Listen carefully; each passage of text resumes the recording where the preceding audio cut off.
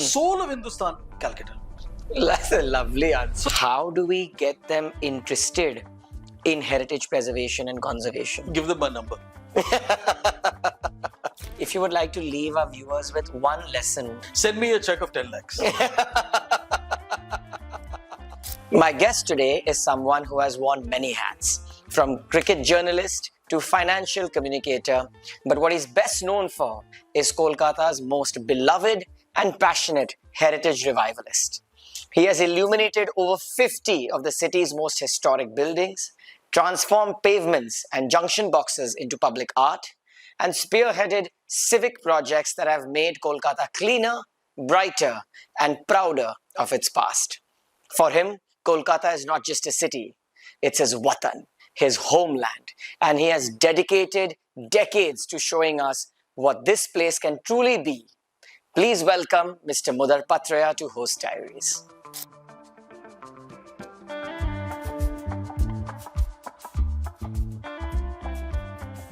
Thank you so much, Mr. Patherya, for coming on our channel. It's an honor to host you and Host Diaries. I would love to ask you that from inception, when you got into the working world, you have worn so many hats.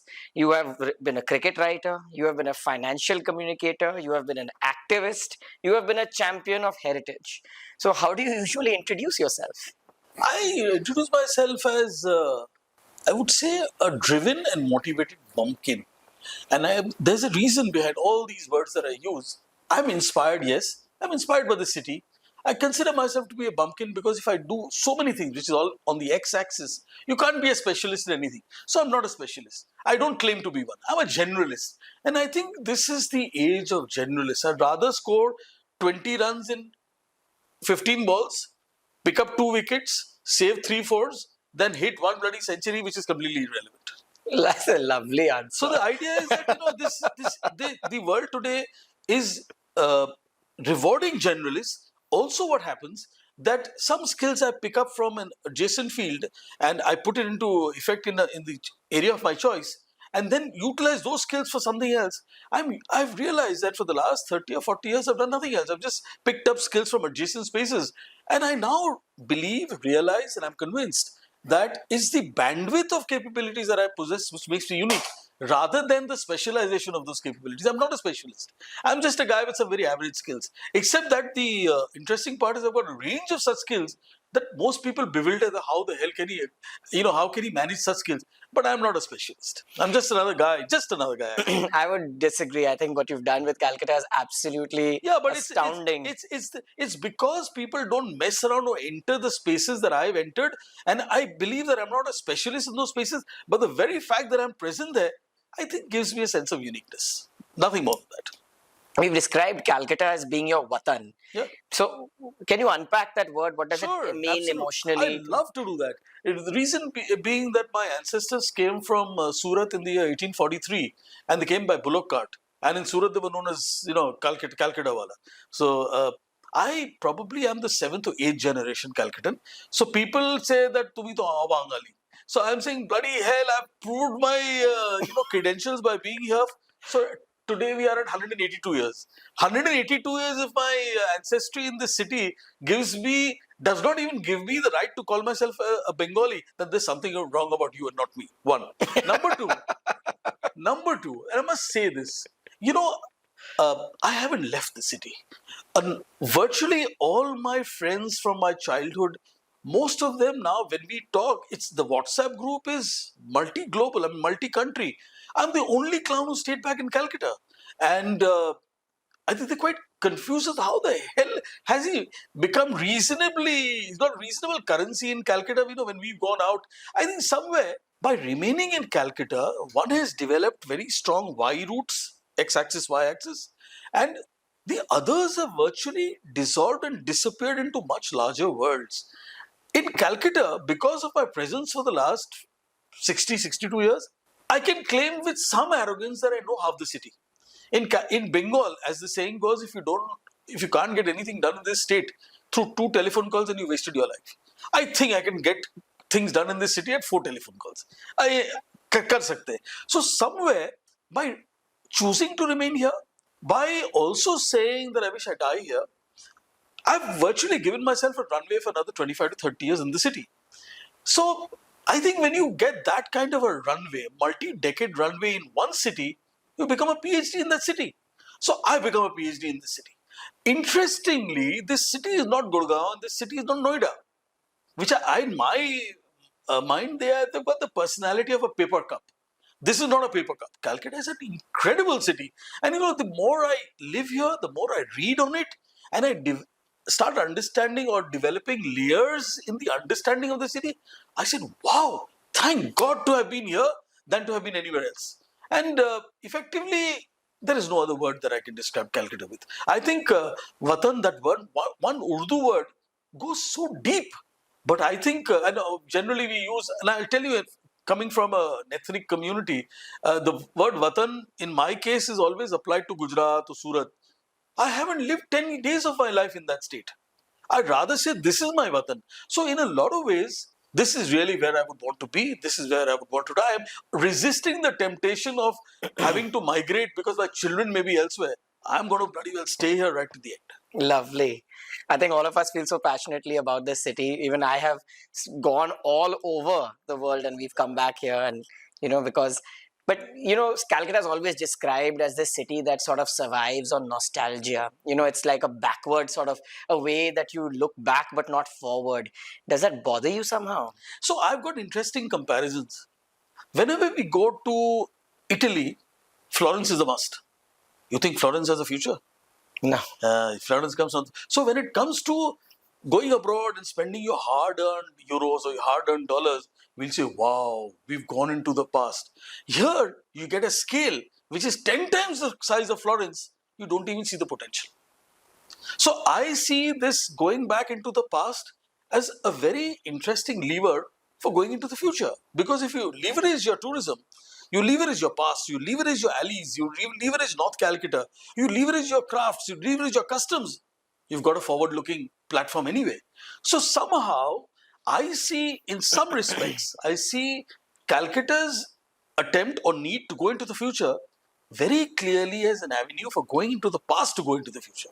You can't remove it. I'm saying if you remove it and you discover a new route, excellent. But in my mind, it's something that can sustain generations. It also, I have a feeling that, and I've said this before, that if you need to describe Bombay, you will say Tajir. The word Tajir means trader. So Tajir Hindustan is Bombay. Zehn Hindustan is Bangalore. But Ruh Hindustan, soul of Hindustan, Calcutta. That's so well put. That's beautiful. So I've been reading a little bit about you before the podcast, and I came across this term that you've been using a lot. It's called that you're a collector of Calcutta's causes. What was the first cause that you collected? Let me remember. I think we just across the road is the Rabindra Sarovar. And since I had an office and the residence on this particular road, which is Sarat Chatterjee Avenue, and if you throw a ball from my home, it goes right into the Sarovar. I'm that proximate. I virtually saw my principal cause in my face, the Sarovar itself. And the Sarovar of the year 2000 was an evening brothel. It was a place overrun by miscreants. It was where generally all the chaps who robbed from in the neighborhood, that's where they took refuge, and it was overrun by weeds. It was what should I say? It wasn't the last thing. It was a park, and I said, "Yaar, maqsad to yahi hai." So we started cleaning. We started putting. Planting saplings. One of the crazy things we've done in the Sarovar in those days was there's a ground, a football ground called Avenue Sammilani, just diagonally across my house, and completely opposite the Menoka Cinema. And I said, you guys play football. What do you do in the evening? He said, sir, we go home at 4 o'clock. There's nothing to do after that.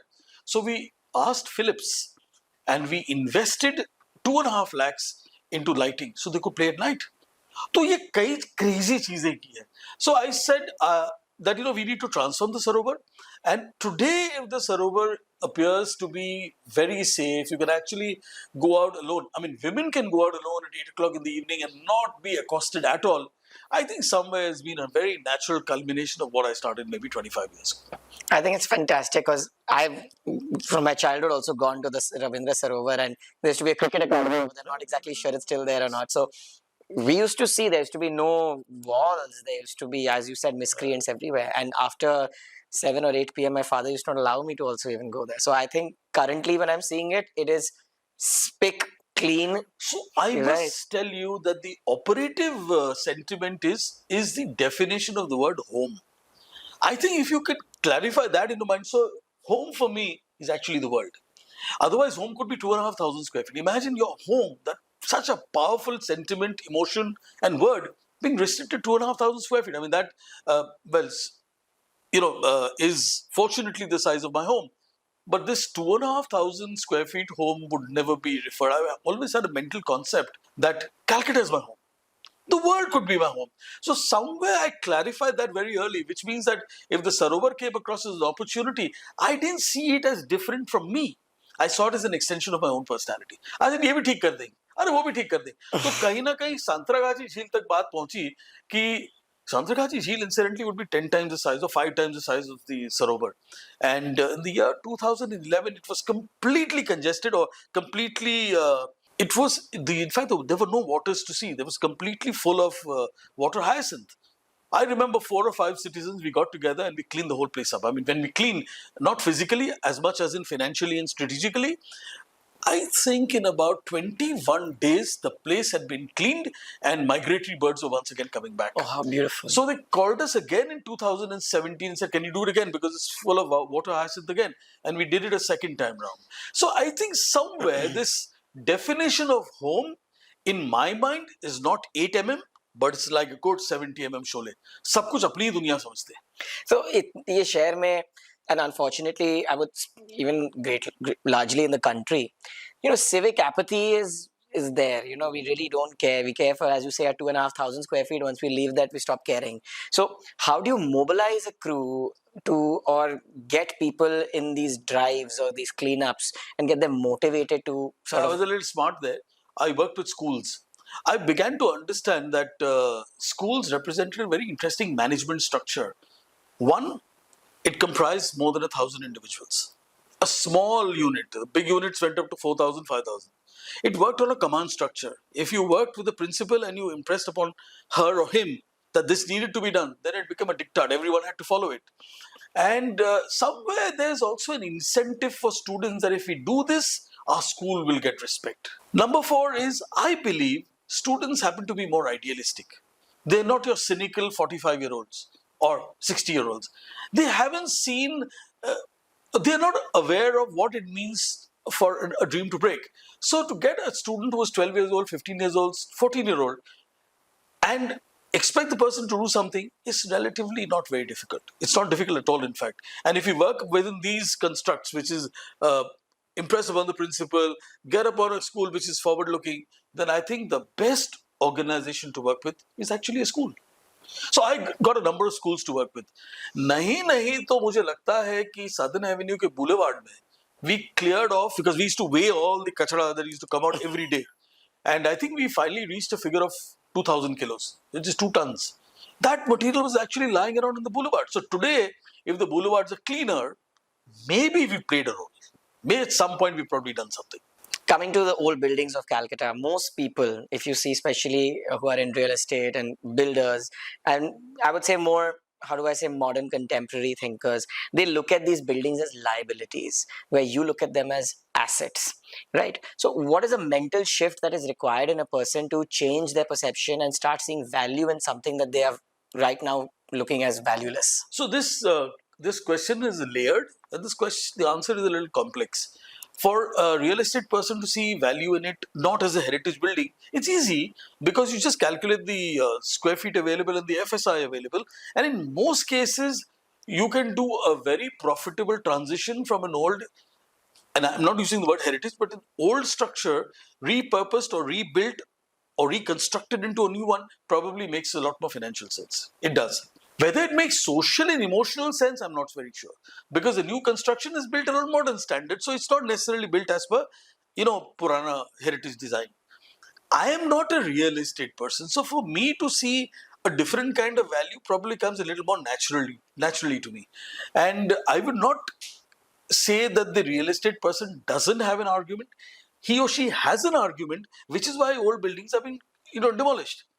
The point is that the old buildings and the owners of the old buildings need to repurpose the old structures with some creativity, and in some cases probably not be able to reimagine at all, because the buildings are often old and need continuous repair. They need continuous maintenance. They are cash guzzlers, and will, whatever you earn from even after the repurposing, they will probably not be able to earn enough that can offset the expenditure. तो कई issues में मुझे लगता है कि maybe if the government came out with a provision whereby there's an incentive for old homeowners to maintain the buildings, because that artificial prop is required.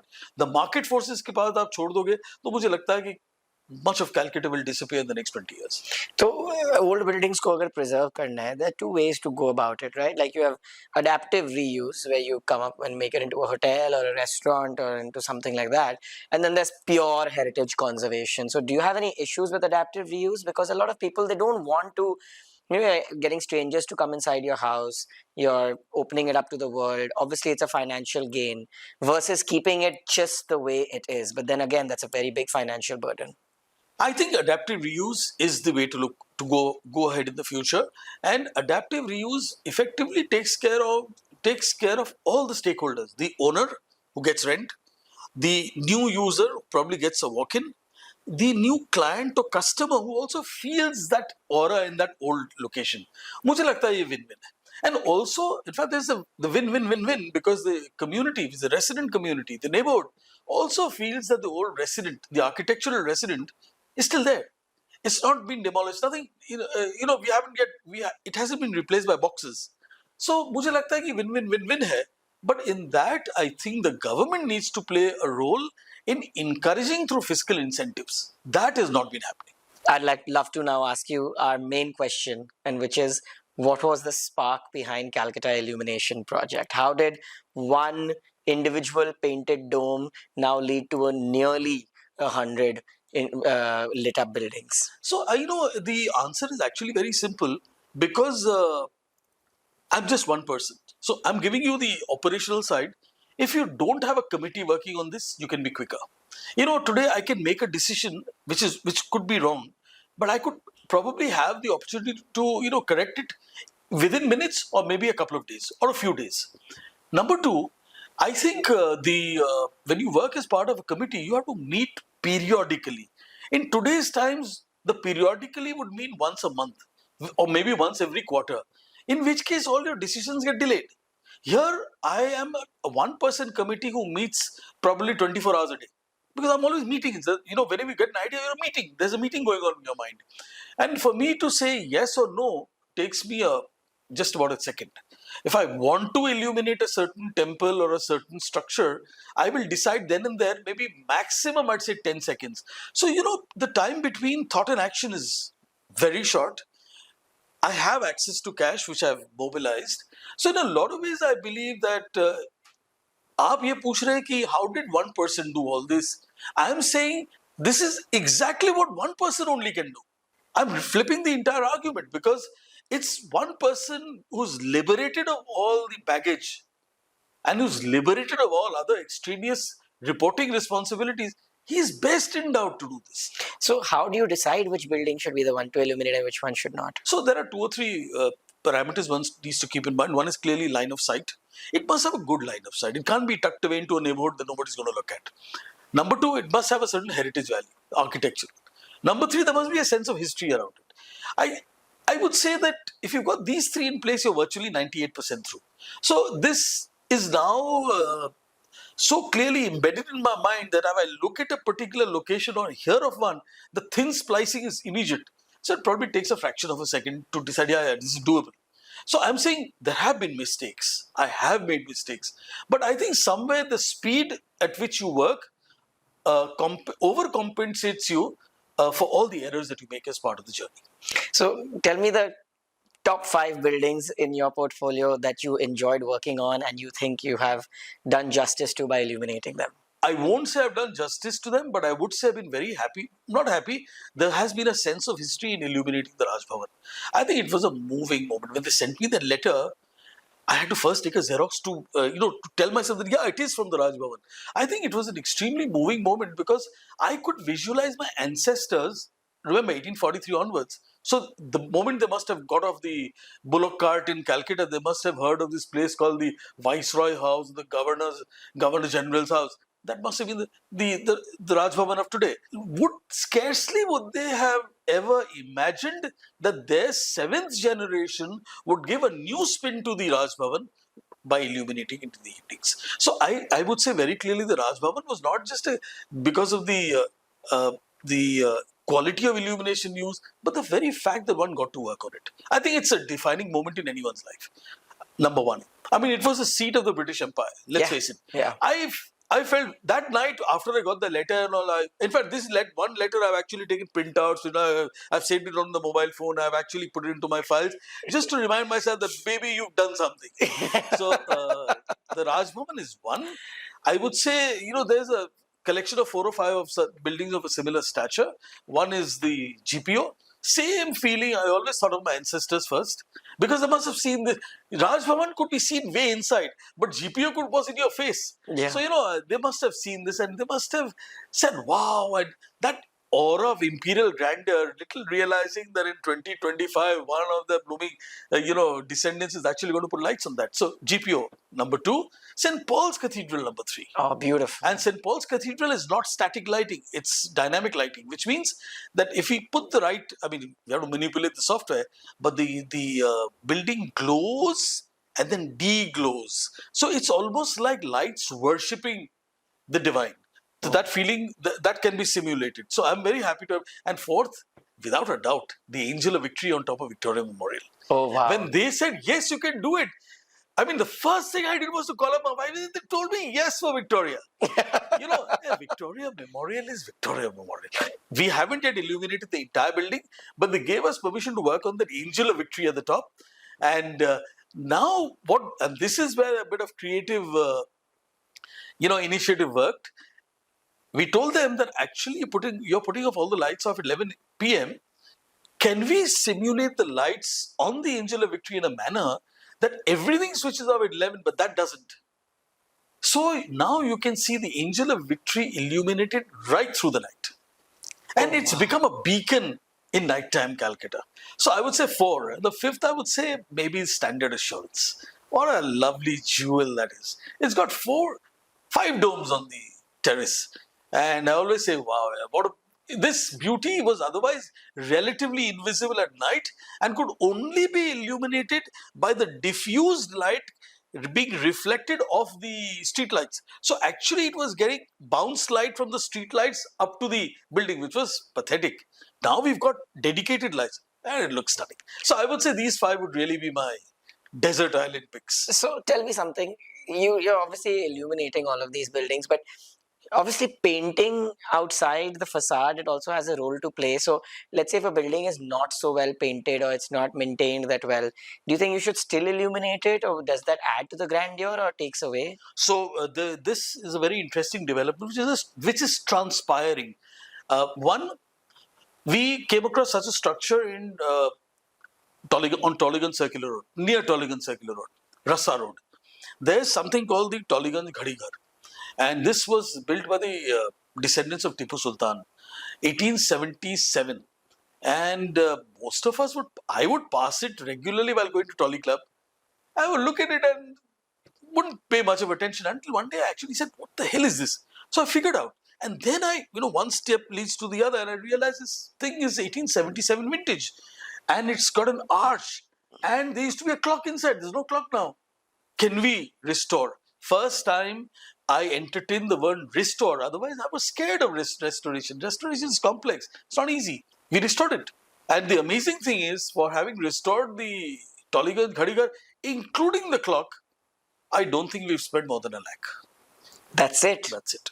Painting, cleaning the marble plaques, putting illuminating it and putting a new clock. I think 92,000, not even a lakh. So that's another one of the bogies that I busted. That restoration will be very expensive. The next project that we embarked upon was not illumination. It was the restoration of the Newmarket Tower. That is work in progress. I think it should finish by January. So this is relatively high budget. I'm very fortunate that I came across a prominent Kolkata corporate that has picked up the entire tab for that. And the third building we are working on is Paul Mansions on Bishop Lefroy Road, just across Satyajit Ray's residence. And that we are repairing and restoring the facade, and then we expect to start painting in a couple of weeks. And then after that is complete, I think by early November we will start illuminating. These are quite achievable numbers, 1 lakh, 2 lakh, 5 lakh. So what can you do to increase the speed? Because I'm sure, as you rightfully said, that a project like this will keep you busy for the rest of your life. So there are several buildings that can be restored and maintained.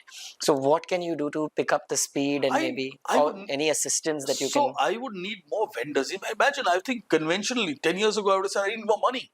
I'm not saying that. I think the money is there. I think if you establish and you created a critical mass of projects in Calcutta, you establish a certain credibility that you're not taking the money and running off to the Bahamas. So I think people are willing to fund. Yeah. That has been, I think, I'm assured in the mind that the money is there. I need great vendors to work with. I need projects where people tell me that we've got a great building. It won't be a very large cost, but can you help? I need walk-in proposals and I need good vendors. If I have a combination of these two, the pace would accelerate. Okay. The money, and in fact, ironically, the money was supposed to be the biggest stumbling block, and I'm saying it's really a non-issue.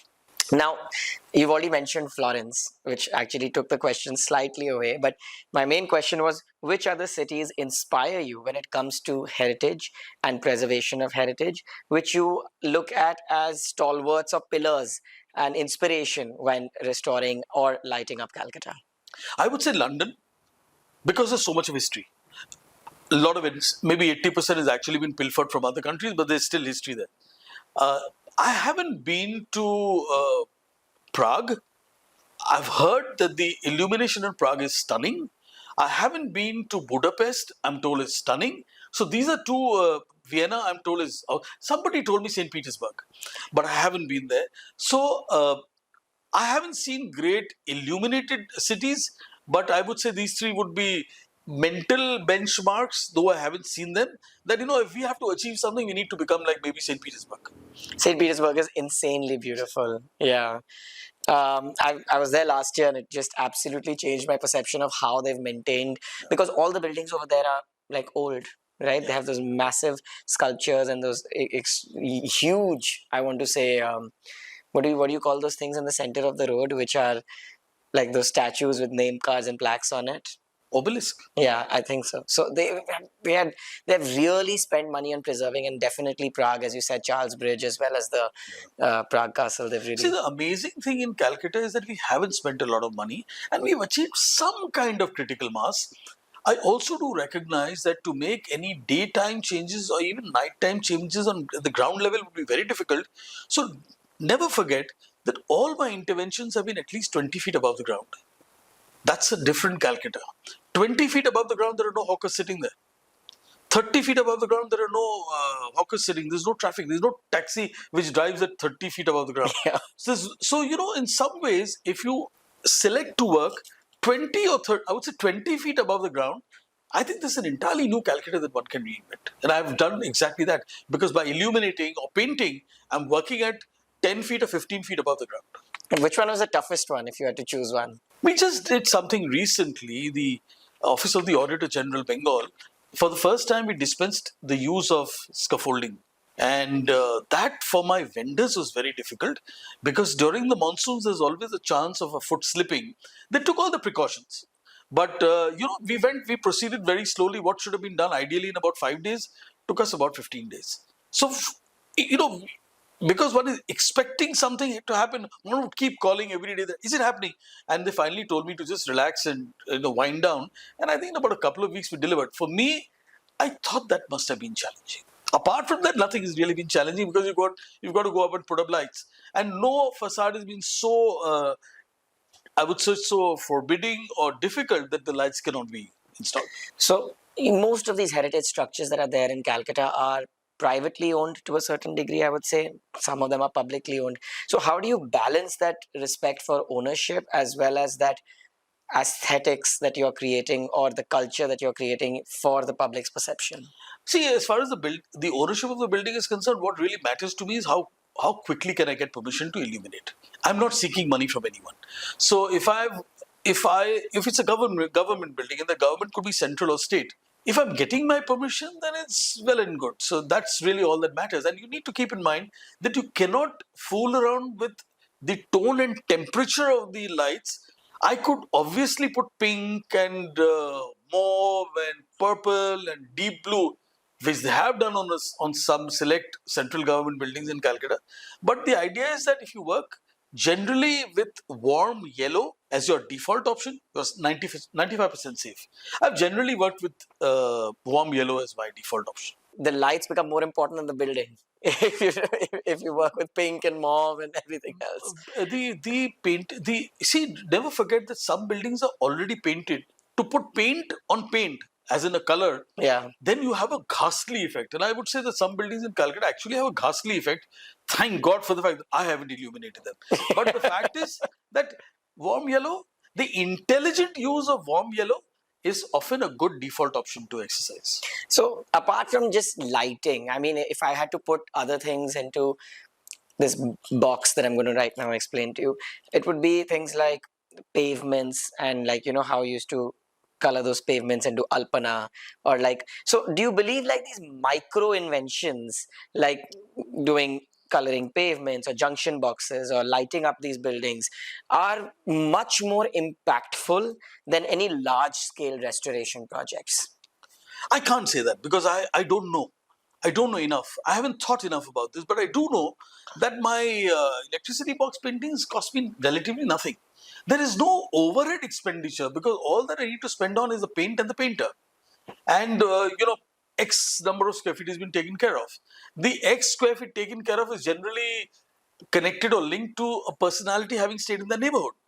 So I feel in Calcutta there is no dearth of such interventions or such opportunities.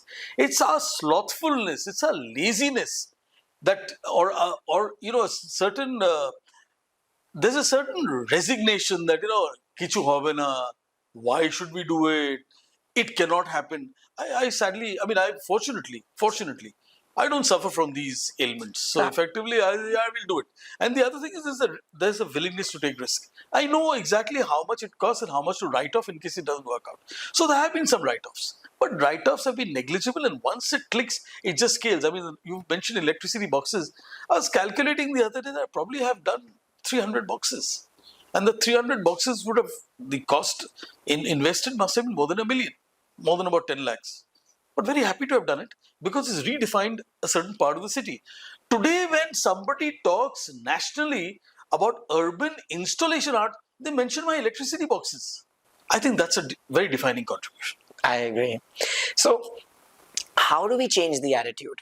If there is this sort of, as I mentioned, civic apathy that we just don't care or we don't think it'll ever happen or change will ever come, what can we do as a young generation to change that perception that most of the people in Calcutta have? I think if youngsters were to be involved, if students were to be involved, I would tell them first, let's go out and raise some money. I think what happens is that at that age level, that every good idea is thwarted and blocked by the fact that they don't have access to cash. So if they have an idea, the first thing I would do is go out and raise cash. And cash much more than what I may need. Cash that may not necessarily be in my bank account, but may be callable, which means if you call for this cash, it's available. I think, and it's happened in my case, it's a very awkward thing for me to say, but I have more cash today than I can manage at the moment. But that's deliberate and that's desirable because now from a defensive experimenter, I've become a courageous and perhaps even a bold entrepreneur. I'm saying, hey, can we do this? So every day I'm probably working on 3 or 4 combinations in my mind, which are not vanilla. I'm saying if we do this, then this can happen. How much does it cost? Do we have the money? So within I would say a couple of seconds, one is figured out whether if we do some crazy things, this is possible or not. So I realized that my own mental approach has evolved. I've become a gambler, a simulator, a concoctor in my mind. I'm forever concocting virtually impossible realities.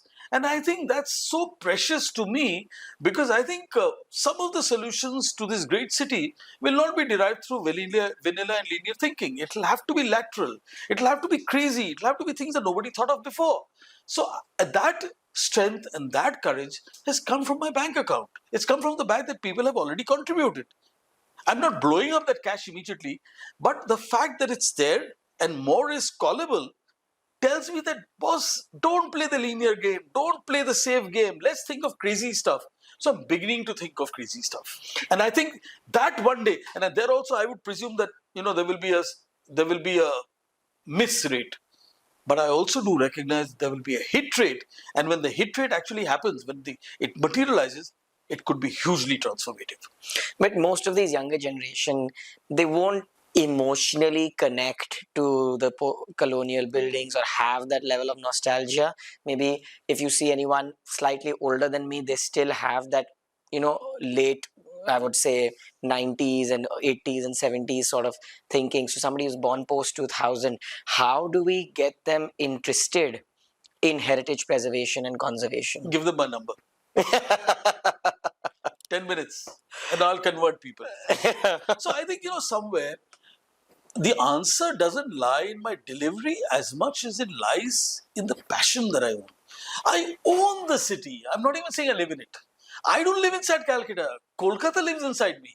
Oh, that's so beautiful. So I think somewhere it's that passion people see, and you have to then sell a dream. I sold a dream to my donors. I told them this is what can happen, and thankfully I've delivered.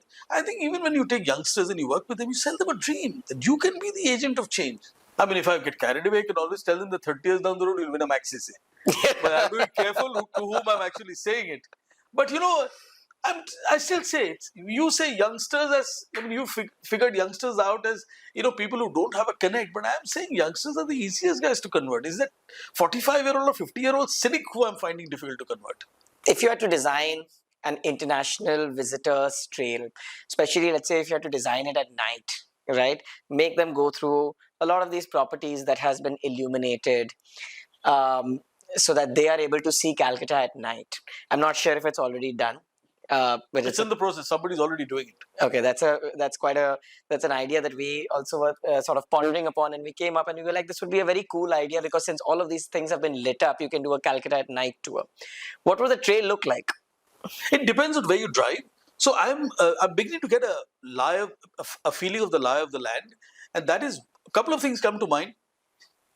Ideally done between October, maybe November and Feb end.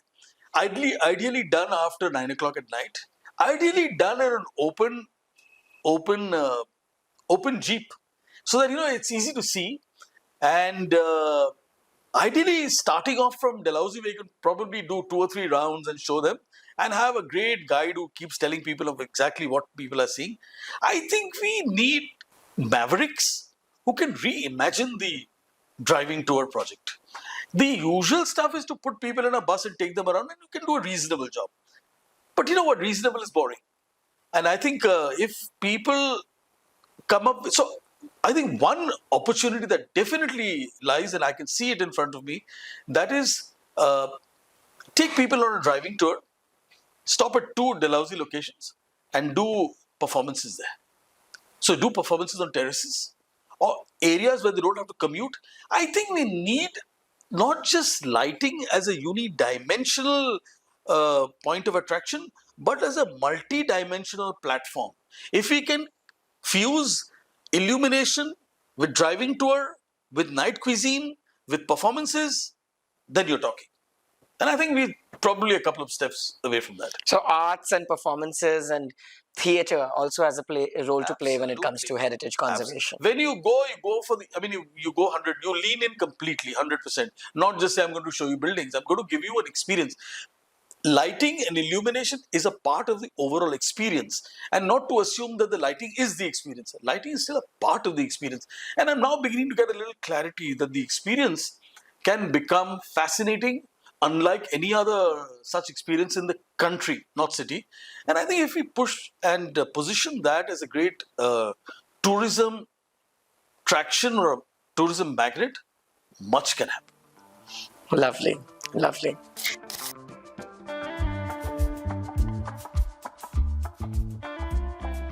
Before we close the episode, where I ask the guest a couple of rapid fire questions. They're quick, they're one word, and they're supposed to be fun and interesting. Obviously, you can give a little bit of insight as to why you've chosen that option or why you've given that answer. But yeah, let's shoot. One heritage site in Kolkata that everyone should visit. I would say Hooghly Imambara. It's not in Calcutta, but take a 2-hour drive. Nobody goes there. At least after Illumination, you will actually see the grandeur of an 1861 monument. A book or a piece of writing that has changed your perspective on heritage. The book written on Bengal's Renaissance by a gentleman called Dasgupta. I can't get his first name. A mistake that Kolkata should never repeat. The destruction of Bengal Club. If you could bring back one lost part of Kolkata's past, which era would it be? 1910. Just before we moved capital to Delhi. And in one line, Kolkata to me is ... There's an Urdu line by Allama Iqbal, and he's written a poem called Bachcho Ki Dua. And this line just figures one line in the middle. Then it's got its own context. And the line is, Yun hi ho, mere dam se, mere watan ki zinat. I'm saying that because you wrote it for me. Ho yun hi. Thank you so much. If you would like to leave our viewers with one lesson about heritage conservation or preservation of culture and history, what would it be? Send me a check of 10 lakhs. Thank you so much, Mr. Patherya, on being on our show. It was an absolutely fire conversation. I love your energy. And I think the way you are preserving the city is something the city has to thank you for, and we all owe you our gratitude. I have to thank the city for giving me the opportunity. Thank you.